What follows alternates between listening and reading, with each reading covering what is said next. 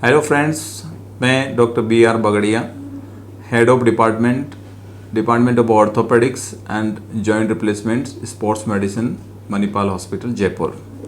आज अपन यूनिकोंडाइलर knee replacement पे डिस्कस करेंगे।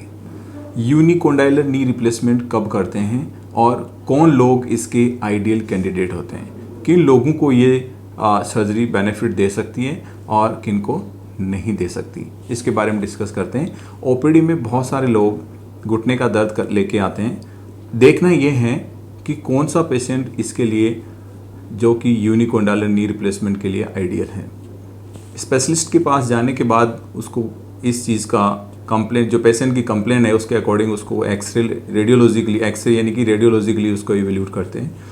पेशेंट की बताई हुई कंप्लेंट के हिसाब से उसको इवेल्यूट करने के बाद यदि पेशेंट के घुटने के एक ही कंपार्टमेंट में ऑस्टियोआर्थराइटिस सिग्निफिकेंटली पाई जाती है तो उस कंडीशन में यूनिकम्पार्टमेंटल नी रिप्लेसमेंट करते हैं, यानी कि यूनिकोंडाइलर नी रिप्लेसमेंट करते हैं। मुख्यतः घुटने के अंदर 3 कंपार्टमेंट्स होते हैं: मीडियल कंपार्टमेंट, लेटरल और पैटेलोफेमोरल। सबसे ज़्यादा अफेक्ट होने वाला पार्ट मीडियल कंपार्टमेंट होता है और मीडियल कंपार्टमेंट में यदि सिर्फ ऑस्टियोआर्थराइटिस है तो यूनिकोंडाइलर नी रिप्लेसमेंट आइडियल इंडिकेशन है, आइडियल सर्जरी है।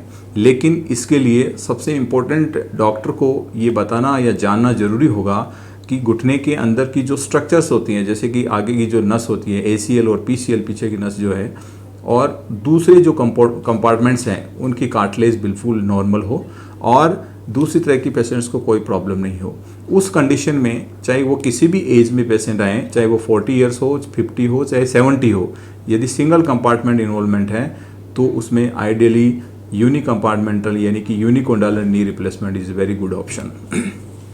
यूनिकोंडाइलर नी रिप्लेसमेंट में क्या करते हैं ये आपको जानना बहुत ज़रूरी है। सबसे इम्पोर्टेंट क्या होता है कि जो कार्टिलेज जो अफेक्ट होती है जॉइंट्स की, उनमें से एक ही कंपार्टमेंट की कार्टिलेज अफेक्ट होती है तो उसको रिप्लेस कर देते हैं मेटल से।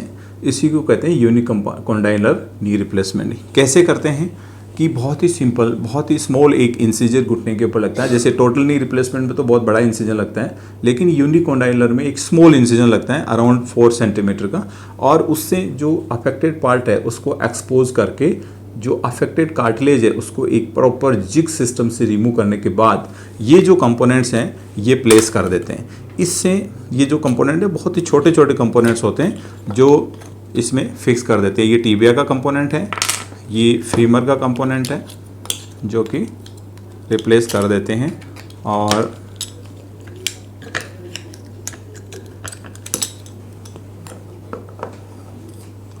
आप देखिएगा बहुत ही मिनिमम कार्टिलेज रिमूव होती है इसमें, बाकी जो स्ट्रक्चर्स है जॉइंट्स की वो बिल्कुल वैसे की वैसी रहती है।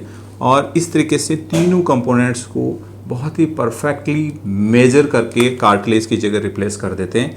बाकी जॉइंट की जो स्ट्रक्चर्स होती है, जो इंटरनल नसें जिसको कहते हैं ligaments, ACL, PCL, lateral side की जो कार्टिलेज है, पटेलर कार्टिलेज है, बिल्कुल इंटैक्ट रहती है। और इस रिप्लेसमेंट के बाद में पेशेंट को नेचुरल फीलिंग आती है।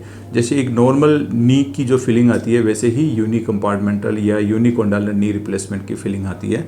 पेशेंट ऑलमोस्ट 1 डे हॉस्पिटलाइज रहता है, यानी इसलिए इसको डे केयर प्रोसीजर भी बोलते हैं। और फास्टली पेशेंट रिकवर करके घर चला जाता है।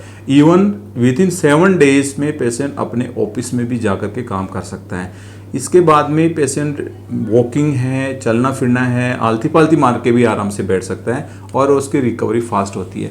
सबसे इम्पोर्टेंट चीज़ ये है कि यूनिकम्पार्टमेंटल यानी कि यूनिकोंडाइलर नी रिप्लेसमेंट करने के बाद पेशेंट के पास एक ऑप्शन बहुत अच्छा रहता है कि यदि 10 ईयर्स या 15 ईयर या 20 ईयर्स में उसका यदि ये कंपोनेंट फिर से घिस जाता है तो टोटल नी रिप्लेसमेंट में कन्वर्ट किया जा सकता है। अदरवाइज टोटल नी रिप्लेसमेंट करने के बाद में रिवीजन नी रिप्लेसमेंट होता है, इसलिए उस एक रिवीजन सर्जरी से पेशेंट बच जाता है, बिग सर्जरी से बच जाता है।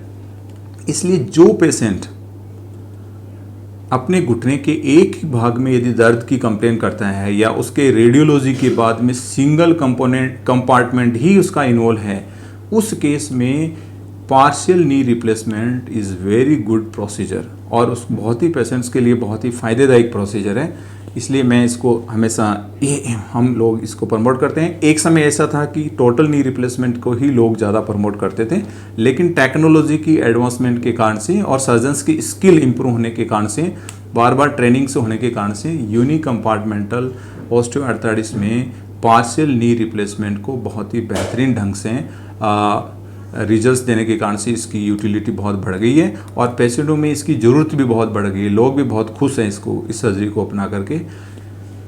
ये सारी हम इसकी टेक्नोलॉजी, इंडिकेशन, फ़ायदे नुकसान के बारे में हम यूनिकोंडालर यानी कि पार्शियल नी रिप्लेसमेंट के बारे में अपने डिस्कस किया।